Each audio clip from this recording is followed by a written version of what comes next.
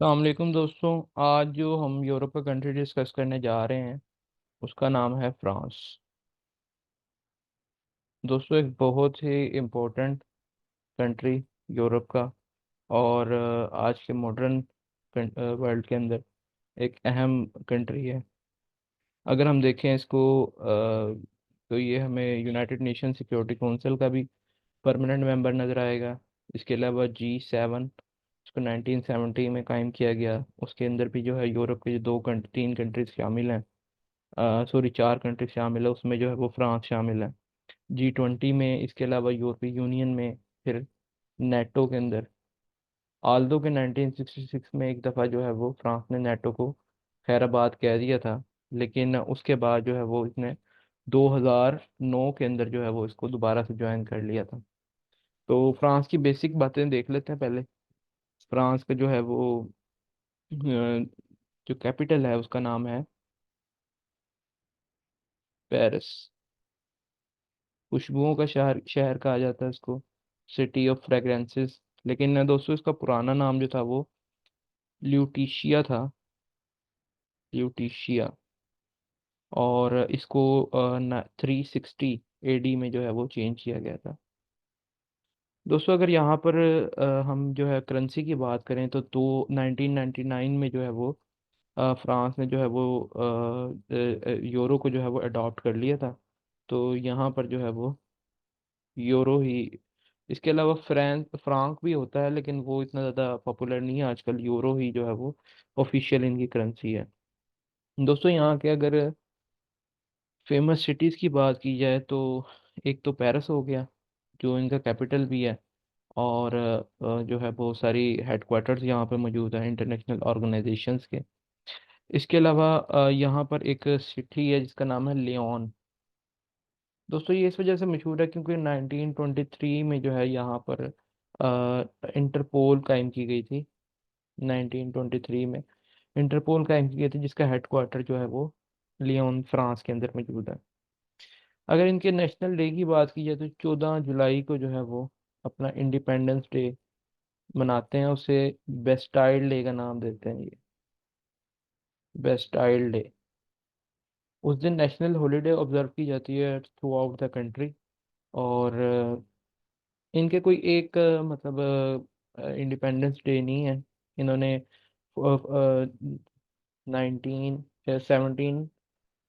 1989 के अंदर जो मोनार्की को ओवरथ्रोन किया था, उसको भी जो है वही अपनी इंडिपेंडेंस मानते हैं। फिर 1792 के अंदर जो है वो फर्स्ट रिपब्लिक कायम की गई, उसको भी जो है अपनी इंडिपेंडेंस मानते हैं। दोस्तों, यहाँ पे निज़ाम हुकूमत की बात की जाए तो ये एक रिपब्लिक है। यहाँ पर प्रॉपर कॉन्स्टिट्यूशनल डेमोक्रेसी राइज है। और एक हाइब्रिड सिस्टम है प्रेसिडेंट का, प्रेसिडेंशियल सिस्टम और पार्लियामेंटेरियन सिस्टम। क्योंकि इनको जो पहले पार्लियामेंटेरियन सिस्टम रखा था उसमें थोड़ी सी मुश्किलात पेश आ रही थी। तो 1958 के अंदर इन्होंने जो है वो एक हाइब्रिड सिस्टम इंट्रोड्यूस करवाया, जिसमें प्रेसिडेंट और प्राइम मिनिस्टर दोनों का रोल होता है। तो प्रेसिडेंट की बात की जाए, इनके आजकल जो करंट प्रेसिडेंट या चीफ ऑफ स्टेट जिसे कहते हैं वो हैं इमैनुअल मैक्रॉन।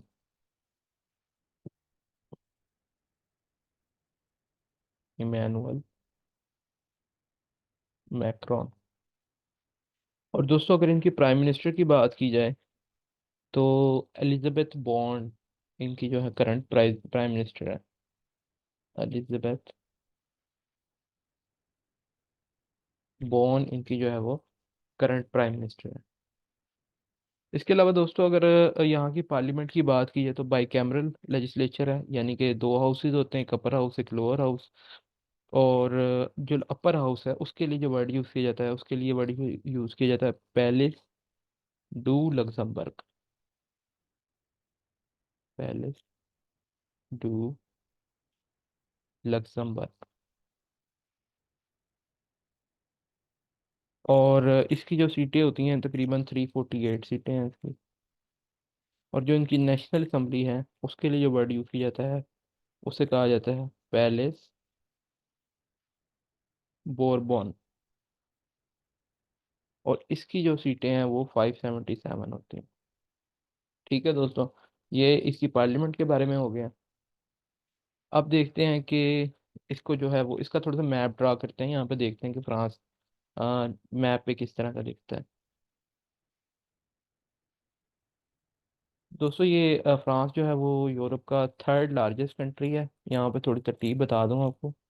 सबसे बड़ा जो यूरोप का कंट्री है वो रशिया है, उसके बाद यूक्रेन है, देन फ्रांस है, और उसके बाद स्पेन आता है। तो इस हवाले से जो है वो थर्ड कंट्री बनता है। अगर हम रशिया को एक्सक्लूड कर दें तो फिर जो है वो फ्रांस सेकंड कंट्री बनता है। तो यहाँ पर देखा जाए तो यहाँ पर इंग्लिश चैनल मौजूद है।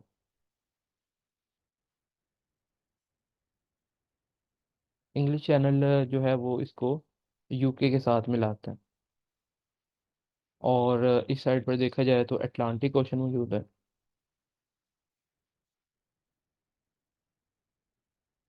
यहाँ पर एक आइलैंड कंट्री मौजूद है जिसका नाम है मोनाको। और यहाँ पर एक आइलैंड मौजूद है जो फ्रांस के जुरिस्डिक्शन में ही आता है, का नाम है कॉर्सिका। दोस्तों यही वो आइलैंड है जहाँ पर जो है वो नेपोलियन बोनापार्ट की पैदाइश हुई थी। और फिर जो है यहाँ पर हम देखते हैं कि स्विट्जरलैंड का बॉर्डर लगता है इसको, स्विट्जरलैंड का। इसके अलावा यहाँ पर जो है वो लक्जमबर्ग भी इसी साइड पे मौजूद है, नीदरलैंड यहाँ पर मौजूद है। ठीक है दोस्तों, तो ये इसका एक शॉर्ट सा जो था वो मैप आपको ड्रा करके दिखाया है। तो यानी कि तीन कंट्रीज, तीन सीज इसको लगते हैं। एक ओशन, अटलांटिक ओशन, एक इंग्लिश चैनल, और यहाँ पर जो है वो मेडिटेरेनियन सी।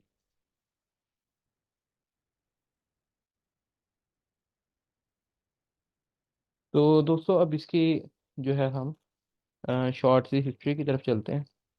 तो जैसे कि मैंने पहले बताया कि 360 एडी के अंदर जो है वो लुटीशिया का नाम जो चेंज करके पेरिस कर दिया गया था।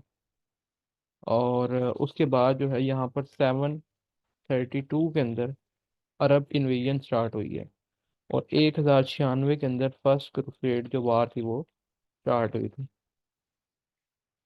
इसके अलावा दोस्तों यहाँ पर 1348 के अंदर ब्लैक प्लेग के नाम की जो है वो बीमारी पूरे यूरोप में फैली थी, जिससे फ्रांस भी जो था वो बहुत ज़्यादा इफेक्ट हुआ था। अच्छा, अगर इसकी मॉडर्न हिस्ट्री की बात करें तो 1789 के अंदर फ्रेंच रेवोल्यूशन आया था। और फादर ऑफ फ्रेंच रेवोल्यूशन कहा जाता है जीन जैक्वस रूसो को, जे जे रूसो। ठीक है। इसके अलावा दोस्तों यहाँ पर 1792 के अंदर जो है वो इन्होंने अपने जो बादशाह लुइस 16 था उसको ओवरथ्रोन किया और फर्स्ट रिपब्लिक क्रिएट की। 1792 के अंदर फर्स्ट रिपब्लिक क्रिएट की। दोस्तों 1804 के अंदर एक अहम शख्स जो है वो फ्रांस का रूलर बनता है जिसका नाम है Napoleon Bonaparte. Napoleon Bonaparte. Napoleon जो है वो आहिस्ता आहिस्ता यूरोप फ्रांस के आसपास के जो इलाके हैं लाइक नीदरलैंड है, लग्जमबर्ग है, इनके ऊपर जो है वो कब्जा कर लेता है। और फिर जो है 1815 के अंदर वो अपनी ज़िंदगी की आखिरी जंग अ, लड़ता है जिसका नाम है बैटल ऑफ वाटरलू।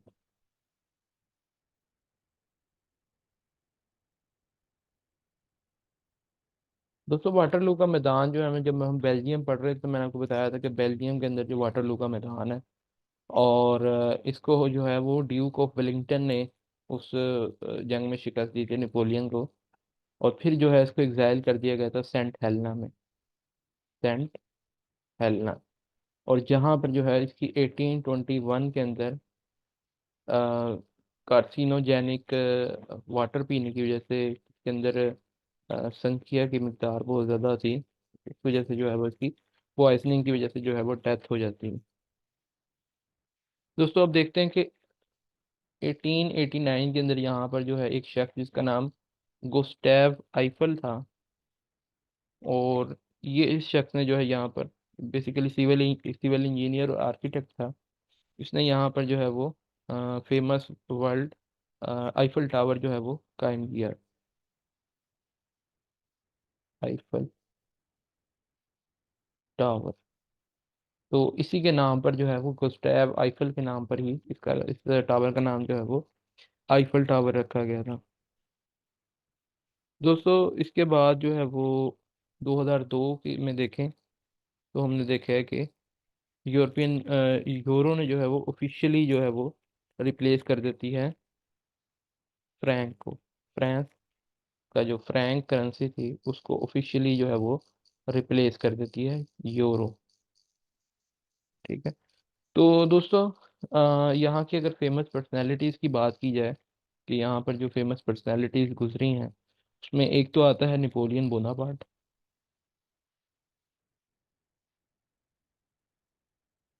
जो 1804 के अंदर जो है वो फ्रांस का हुक्मरान बनता है। और ये बेसिकली इसको नेपोलियन बोनापार्ट को child of the French revolution भी कहा जाता है कि इसने जो है वो तकरीबन 60 जंगें जो हैं वो लड़ी थी। 60 बैटल इसने फाइट की हैं। इसमें से जो है वो सिर्फ ये 8 जो है वो लॉस की हैं। अच्छा दोस्तों, एक और शख्स यहाँ पर बड़ा अहम गुजरा है जिसका नाम है Louis Braille. Louis Braille. Louis Braille जो है वो, आप इसको इस हवाले से जानते हैं कि ये बेसिकली एक एजुकेशन से रिलेटेड इसका काम है। इसने एक जो ब्लाइंड पीपल लोग होते हैं, जो विजुअली इम्पेयर्ड होते हैं, जो सही तरीके से देख नहीं सकते, पढ़ नहीं सकते, तो उनके लिए जो है वो ब्रेल सिस्टम इंट्रोड्यूस करवाया है। तो इसका होता ही है कि कागज़ के ऊपर जो है वो थोड़े थोड़े से डॉट्स के ज़रिए जो है वो इंप्रेशन दिए होते हैं, जिसके ज़रिए जो है वो अपने हाथ टच करके जो है उसे स्टडी करते हैं। ये खास तौर पे नाबीना लोगों के लिए इंट्रोड्यूस स्पेशली करवाया गया था। इसके अलावा दोस्तों यहाँ पर जो है वो एक शख्स है जिनका नाम है Pierre de Coubertin. Pierre de Coubertin. ये वो शख्स है जिसने जो है वो ओलंपिक्स, इंटरनेशनल ओलंपिक्स की बुनियाद रखी थी। और इसको मॉडर्न ओलंपिक्स का जो है वो फादर भी कहा जाता है। उसके अलावा यहाँ पर एक जो है मैरी क्यूरी, एक साइंटिस्ट है जिनको केमिस्ट्री और फिजिक्स दोनों के अंदर जो है नोबेल प्राइज दिया गया था। और इसके अलावा जो है वो इनके जो हैं आई थिंक हस्बैंड है जिसका नाम है पेरी क्यूरी।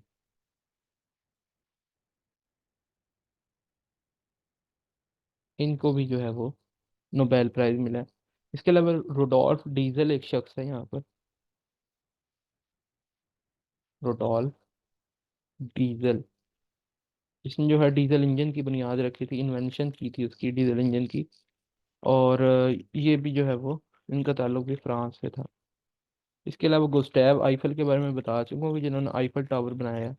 और एक यहाँ पर जो है वो साइंटिस्ट गुजरे हैं जिनका नाम था लुईस पास्चर।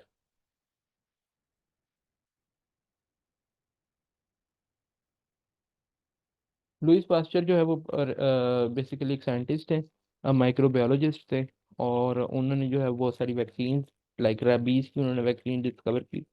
इसके अलावा उन्होंने जो है वो पास्चराइजेशन का जो तरीका, फूड को प्रिजर्व करने का, ये मेथड जो है इंट्रोड्यूस करवाया। इसके अलावा लास्ट में जहाँ पर एक प्लेयर है जिनका नाम है जैन जिडैन। जैन जिडैन। ये जो है वो फुटबॉल के एक बड़े अच्छे लेवल के, मतलब जो है वो प्लेयर समझे जाते थे, greatest player in the history of the games. इसके अलावा दोस्तों यहाँ पर जो है वो कुछ कुछ ऑर्गेनाइजेशंस के हेडक्वार्टर कायम है, जिनके मैं आपको नाम बता देता हूँ। डिटेल जो है हम ऑर्गेनाइजेशन वाली वीडियो के अंदर इसको कवर करेंगे। एक तो यहाँ पर जो है यूनेस्को का ऑफिस है, united nation educational, scientific and cultural organisation. ठीक है। और इसका जो है वो पेरिस के अंदर जो है वो हेड ऑफिस है।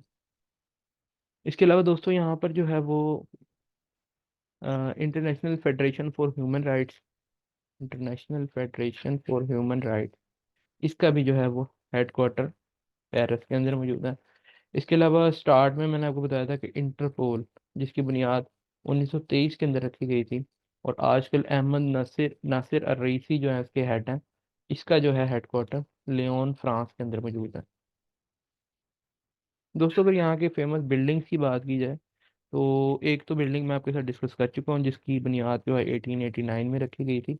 मतलब कंस्ट्रक्ट किया गया था गुस्टैव आइफल के थ्रू, और इसका नाम था आईफल टावर, और इसकी हाइट है 324 मीटर्स। इसके अलावा यहाँ पर एक म्यूजियम है जिसको लॉरोफ म्यूजियम कहा जाता है।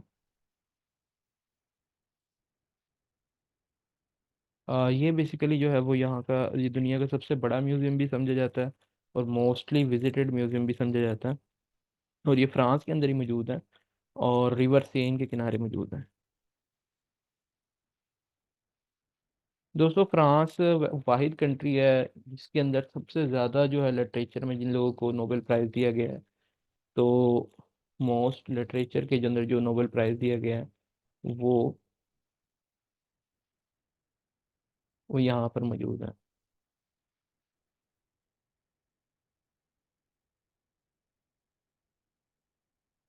इसके अलावा दोस्तों यहाँ के मैंने आपको हाईएस्ट पीक बताई है कि यहाँ की हाईएस्ट पीक जो है वो माउंट ब्लैंक है, जो एल्प्स रेंज में आती है। और इसके अलावा अगर कोई चीज़ मिस होगी, हाँ इसके अलावा एक और बात बताने पे, कि फ्रांस में सबसे ज़्यादा टाइम जोन्स पाए जाते हैं। यहाँ पर 12 टाइम जोन्स मौजूद हैं। दुनिया में किसी भी मुल्क के अंदर इतने टाइम जोन्स मौजूद नहीं है, क्योंकि बेसिकली फ्रांस की जो है वो एक्स्ट्रा टेरिटोरियल जो मतलब लैंड है वो बहुत ज़्यादा, यहाँ के बहुत सारे आइलैंड्स हैं जहाँ पे जो है फ्रांस फ्रांस रूल करता है। तो इसलिए जो है वो उन कंट्रीज और उन आइलैंड्स और उन टेरिटरीज को मिलाएं, तो वो जो है वो 12 टाइम जोन्स बनते हैं, जो सबसे ज़्यादा फ्रांस के पास है मतलब। तो दोस्तों ये फ्रांस के बारे में एक शॉर्ट सी वीडियो थी। तो अगर आपको वीडियो पसंद आई हो तो वीडियो को ज़रूर लाइक कीजिएगा, अपने दोस्तों के साथ शेयर करें, और मज़ीद वीडियोस देखने के लिए हमारे चैनल को जो है वो सब्सक्राइब करें। Thank you so much. अल्लाह हाफिज़।